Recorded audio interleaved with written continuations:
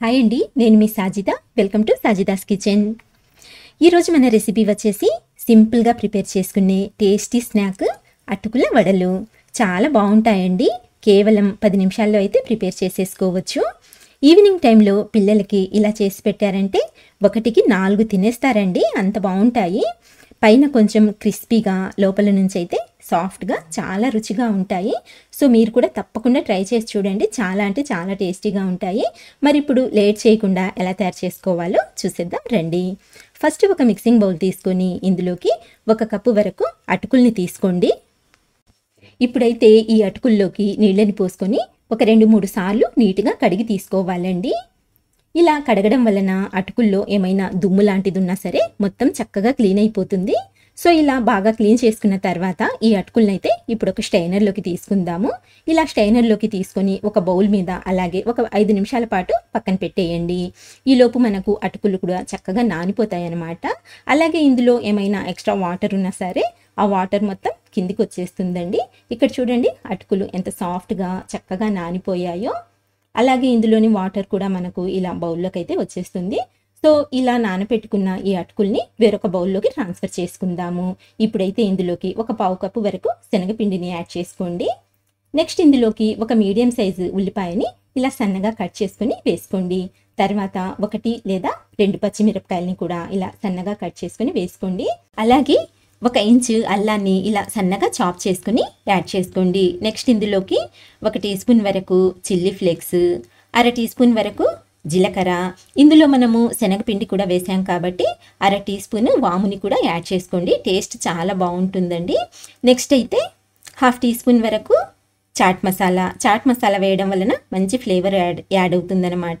ఇప్పుడైతే ఇందులోకి సన్నగా తరిగిన కొద్దిగా కొత్తిమీరని కూడా యాడ్ చేసుకోండి. నెక్స్ట్ సన్నగా తరిగిన కొద్దిగా కరివేపాకుని కూడా వేసుకొని ఫైనల్గా రుచికి సరిపడా సాల్ట్ని యాడ్ చేసుకోండి. నేనైతే 1/2 టీ స్పూన్ వేస్తున్నానండి. మీరు తినే టేస్ట్ని బట్టి ఈ సాల్ట్ అనేది కొంచెం ఎక్కువ తక్కువ అయినా సరే చేసుకోవచ్చు. ఇప్పుడైతే ఇవన్నీ చక్కగా కలిసేలా ఇలా చేతితోనే బాగా మిక్స్ చేసుకోండి. ఫస్ట్ అయితే ఇందులో నీళ్ళేమీ వేయొద్దండి. ఇలా అన్నీ బాగా కలుపుకున్న తర్వాత కన్సిస్టెన్సీ చెక్ చేసుకుంటూ తర్వాత అవసరాన్ని బట్టి ఇందులో నీళ్ళు అనేవి యాడ్ చేసుకోవాలన్నమాట. నీళ్లు కూడా ఒకేసారి ఎక్కువ వేయకుండా జస్ట్ ఇలా లైట్గా కొంచెం కొంచెం పోసుకుంటూ దీన్నైతే మనము సాఫ్ట్గా కలుపుకోవాలండి. ఒకవేళ నీళ్లు ఎక్కువైపోయినట్లయితే మనకు వడలు అనేవి అంత పర్ఫెక్ట్గా రావన్నమాట. సో అందుకని చెప్పేసి కొద్దిగా నీళ్ళని యాడ్ చేసుకుంటూ పిండిని అయితే ఇలా కలుపుకోవాలండి. చూడండి కన్సిస్టెన్సీ ఇలా ఉండాలన్నమాట. మనము ఇలా చేతితో తీసుకొని ముద్దలా చుట్టుకున్నప్పుడు మనకు ముద్దలా ఫామ్ అవ్వాలండి. సో ఇది పర్ఫెక్ట్ కన్సిస్టెన్సీ. ఇలా కలుపుకున్న ఈ మిశ్రమంలో నుంచి ఇప్పుడు కొద్దిగా మిశ్రమాన్ని తీసుకొని ఫస్ట్ ఇలా రౌండ్ బాల్ లాగా ప్రిపేర్ చేసుకోండి.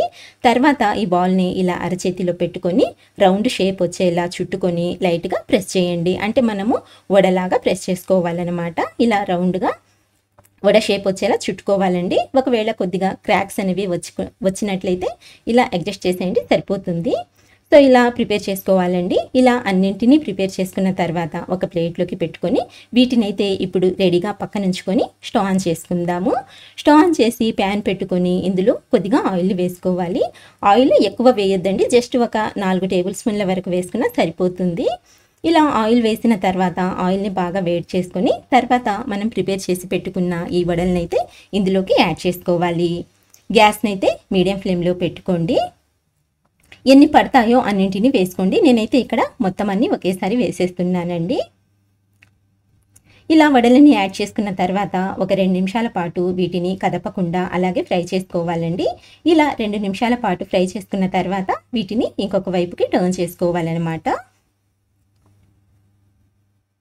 ఇదే విధంగా అన్నింటినీ ఇంకొక వైపుకి టర్న్ చేసుకున్న తర్వాత రెండో వైపు కూడా ఒక 2 నిమిషాల పాటు అలాగే ఫ్రై చేసుకుని తర్వాత అటు ఇటు తిప్పుతూ మంచి గోల్డెన్ కలర్ వచ్చేంత వరకు అయితే లో టు మీడియం ఫ్లేమ్ మీద ఫ్రై చేసుకోండి. చక్కగా వేగిపోతాయి.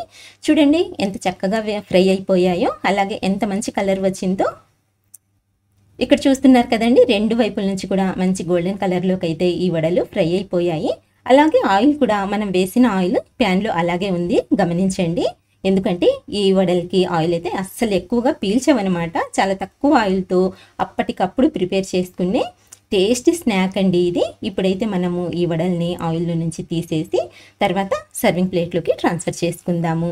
అంతేనండి, వేడివేడిగా సర్వ్ చేశారంటే పిల్లలే కాదండి పెద్దలు కూడా చాలా ఇష్టంగా తింటారు. చాలా చాలా బాగుంటాయి అన్నమాట.